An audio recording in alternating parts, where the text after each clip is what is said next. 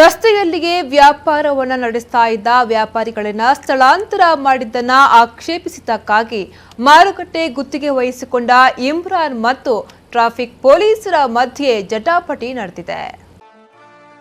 ಕಿನ್ನಿಗೋಳಿಯಲ್ಲಿ ಪ್ರತಿ ಗುರುವಾರ ಸಂತೆ ನಡೆಯುತ್ತದೆ. ಸಂತೆಗೆ ಬೇರೆ ಬೇರೆ ಕಡೆಗಳಿಂದ ವ್ಯಾಪಾರಸ್ಥರು ತರಕಾರಿ ಮತ್ತಿತರ ಸಾಮಾನುಗಳ ವ್ಯಾಪಾರ ನಡೆಸುತ್ತಾರೆ.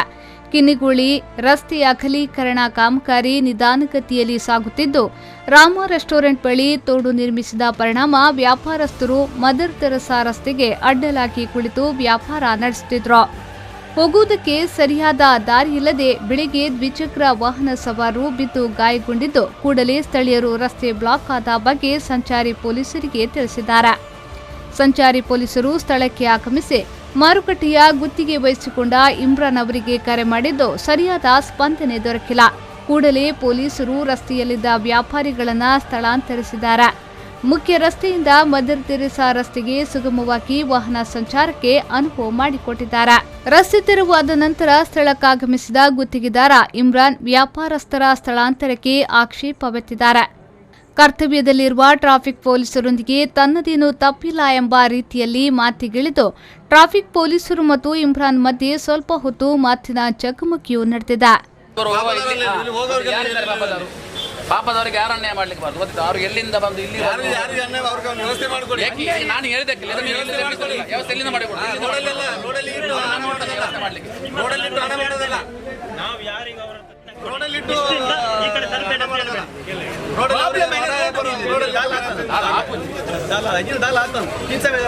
ರೋಡ್ ಫುಲ್ ಬ್ಲಾಕ್ ಮಧ್ಯ ಪ್ರಾಬ್ಲಮ್ ಏನು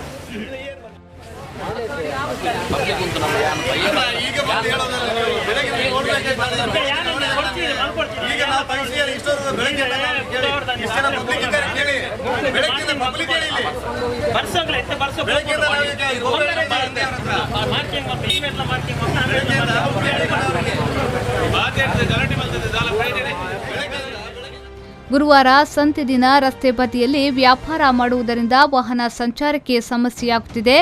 ಸಂತೆಯ ವ್ಯಾಪಾರಸ್ಥರಿಗೆ ಕಿನ್ನಿಗೋಳಿ ಪಂಚಾಯತ್ ಸರಿಯಾದ ವ್ಯವಸ್ಥೆ ಕಲ್ಪಿಸದೆ ಈ ಸಮಸ್ಯೆ ಉಂಟಾಗುತ್ತಿದೆ.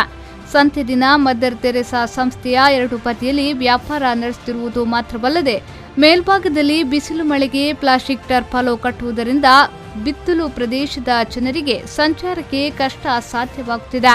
ಈ ಬಗ್ಗೆ ಇಲ್ಲಿನ ಗ್ರಾಮಸ್ಥರು ಕಳೆದ ಕೆಲವು ಗ್ರಾಮ ಸಭೆಯಲ್ಲಿ ಆಕ್ಷೇಪವೆತ್ತಿದ್ದು, ಈ ಬಗ್ಗೆ ಪಂಚಾಯತ್ ಇದುವರೆಗೂ ಕ್ರಮ ಕೈಗೊಂಡಿಲ್ಲ. ನಿಶಾಂತ್ ಕಿಲಿಂಜೂರು, ವಿ4 ನ್ಯೂಸ್ 24/7 ಮುಲ್ಕೆ.